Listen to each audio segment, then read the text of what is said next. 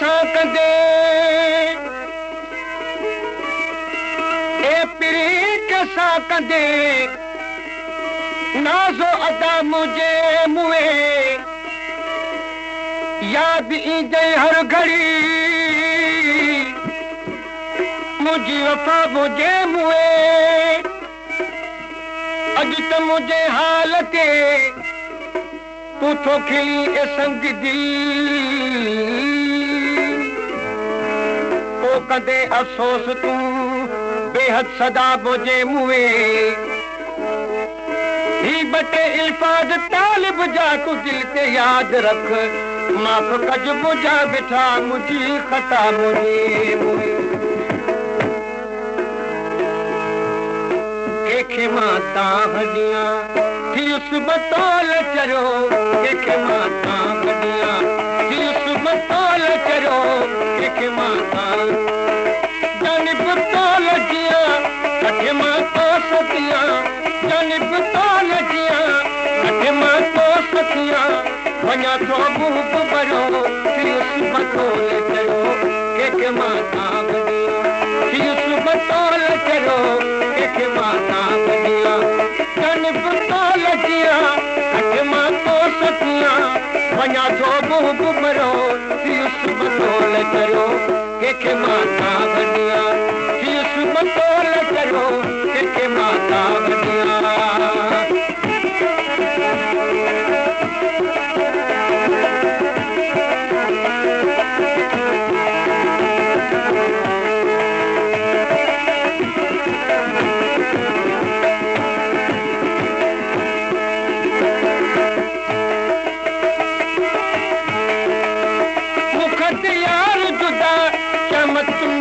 खुदा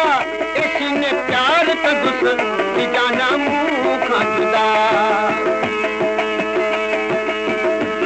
समानी काफी बस दुर्मन उन्हारी आज गया आगे बुधाई थी मुखत यार जुदा चमक मेल खुदा इसने प्यार कदुस जाना मुँह जुदा मुझे का मेहर कयो युस मतोल चलो मुझे का मेहर कयो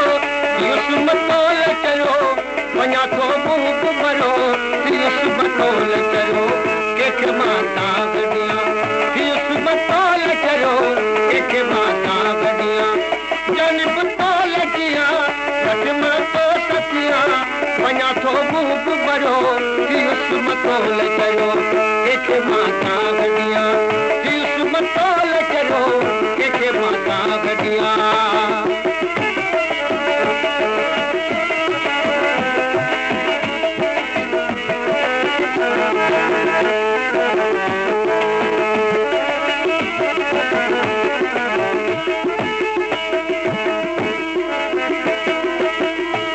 सूरत साडी लहत नवैसी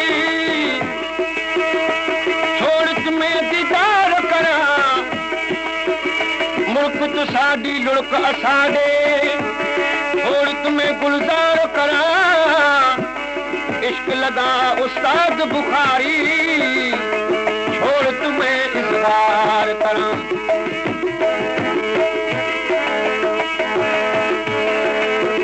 तो समू प्यार कयो वो तो समू प्यार कयो ॾाढो इंतजार कयो अची तो कौन सनम कुर्ब में आया तो समू प्यार कयो ॾाढो इंतजार कयो ऐं कौन सनम कुर्ब में आया थोरो मुतकर्म कयो युस मतोल चयो वञा तो भूप भरो युस मतोल चयो के माता गडिया युस मतोल चयो के माता गडिया जानिब तौल जिया कठ मातो सतिया वञा तो भूप भरो युस मतोल चयो के माता गडिया युस मतोल चयो के माता गडिया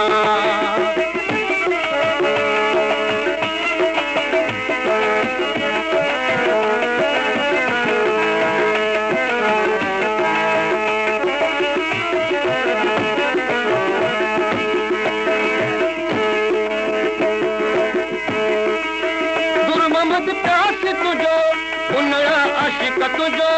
अची जे हूं सनम मुर सिर माल बजो